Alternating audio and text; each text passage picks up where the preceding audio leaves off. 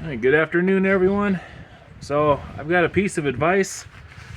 If you care to stick around and hear it. First, if you're new here, welcome. My name is Vaughn. I live here with my family off grid in northern Arizona. We're homesteading here and we're really enjoying this life. Uh, and if you're considering doing this, if you're considering homesteading or moving off grid, I think there's one good piece of advice I can give today, and that is never be so firm that you're not flexible enough to change projects that you've got going on. For example, I'm supposed to be finishing up my doghouse build. I showed you guys a little bit of that yesterday, but I'm not working on the doghouse. I am working on our generator.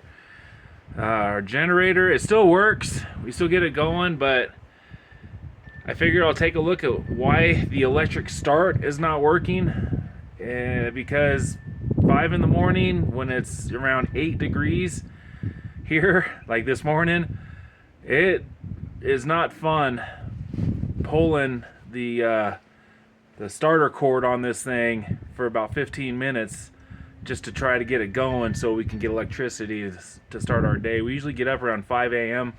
So it's still dark, very cold, very icy, and trying to get this thing started when we need it. Sometimes we don't, sometimes we do. It depends on how much we use the day before, how much sun, that type of thing. But this morning I was out here at 5 a.m. pulling this thing for about 10-15 minutes, finally got it going. When it's warm out, like if it's summertime and I need to use this generator for something, usually 2 or 3 pulls and it started, it's good to go. Don't really need the electric start. But when it's cold like this, man, I tell you, that electric start is nice. So don't become so rigid that you can't change your plans. Always consider that whatever your plan is for tomorrow, it could very well change. And that happens a lot here on this homestead in particular. Things break. You know, we're in extreme temperatures, climate, elevation, and you know it's tough because you don't have the hardware store right down the street. But it is what it is, and we choose this life even though there's those issues. It's just part of being self-reliant, and it's kind of cool to be able to take care of yourself and handle problems whenever they arise, no matter what it is. If you're not that type of person that is kind of go get 'em type, you know, that you always rely on other people, this may not be the life for you guys. You really have to be self-reliant. You have to be able to take care of problems when they arise. And this, like I said, it's not a major problem. I can always pull start it. It's just a hassle. And if the wife ever has to come out here by herself, man, poor girl, I don't think she just doesn't have the stamina to keep cranking on this thing. She tries, but then she'll come in and wake me up saying she couldn't get it. Now I'm out here at 5 in the morning in my pajamas trying to get this thing started. It's just an inconvenience, a major inconvenience. So I figured today I'll put the doghouse on hold. I'll come over here, see what's wrong with this issue here. Now, about a month or two ago, I had it going. It started fine. I thought it was just a dead battery, so I hooked a different battery up to it, and it started no problem. So I thought, problem solved. That only lasted about a day.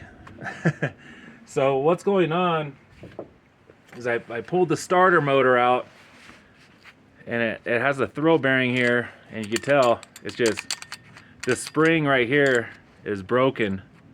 The spring is what disengages the gear and pushes it back into the starter to disengage the motor. Now everything looks fine on here except that spring, but I believe, and I may be wrong, ooh man, if you're watching this, hit me up. I may be able to just take these 2 Allen screws out and this whole top might come off. I don't know. I would think that this would have to come off.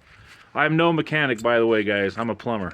So I'm not even going to mess with this. They're about $30 on Amazon, so I'm just going to order one. It'll be here in a little bit. And I'll just have to pull start this until the new one gets here. But it's a simple install. It's just 2 bolts right there, and then the power lead goes right there, and that's it. So it's a simple fix. You can tell, if you can see on the thing, the gears have actually chewed away. If you see that there. The flywheel inside is fine. I believe they probably make this metal out of a little bit weaker material than that metal, just in case something like this happens. I'm assuming that'd be the smart thing to do, but who knows. But anyways, it's a real common part, $30–40, done. I'm just going to buy a new one. So right now, because I know I'm probably going to need this tomorrow, I'm going to put this thing back together. I'm going to leave the wires. I mean, this stuff's not hooked up to a battery or anything anyways. As long as this lead doesn't touch. I'll cover that just in case. I don't want it arcing across, because there is power going to this when it's running. So basically all I got to do right now, here's the old battery right there that I need to get a new one for. This is just a heat shield. Oh, yeah. Goes down in here somehow. There we go. All else fails, beat it. So I'm just going to get this thing back together. It'll take me all of about 5 minutes. I saw that I was low on oil on it as well, so I just topped it off. And she'll be ready to go tomorrow morning at 5 a.m.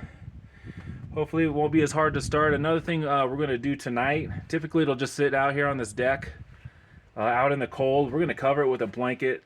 Hopefully it'll help a little bit in the starting process. But irregardless, I know I need a new starter. This one's shot. Everything else looks good on it. I'm also going to buy the oil filter and the spark plug for this machine, and might as well just do a tune-up while I have the tank off and everything's easily accessible. So there you go, guys. Just a quick reminder. Don't become how I usually am, where I start a project, I've got to finish it before the next one. It's a must. I have to do that. I can't have multiple projects, you know, and each one being partially finished. I can't stand that. It bugs me. It's a mental thing. But when you live out and you're living like this, you have to be flexible. You have to know when to say, okay, this is more of a priority than that. So, of course, the dogs sleep in the shop. They have a wood stove in there. You know, they're pretty spoiled right now. So I'm going to put the house on hold, the dog house. I'm going to wrap this up. I'm going to order the starter for this. And then I'm probably going to go chop some more firewood because we're pretty low right now. If you watched my video a few days ago where I was out behind the cabin here chopping firewood, we just finished that up. I filled up one gorilla cart with firewood while videotaping, and I actually went out and I filled another gorilla cart full, and that actually lasted us over a week, or almost a week.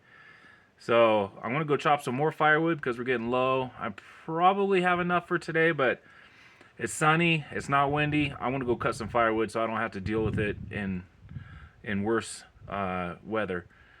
So there you go, guys. Don't be firm on your plans. Always be flexible and always choose the most important things first, like making sure your generator works over having finish a doghouse project.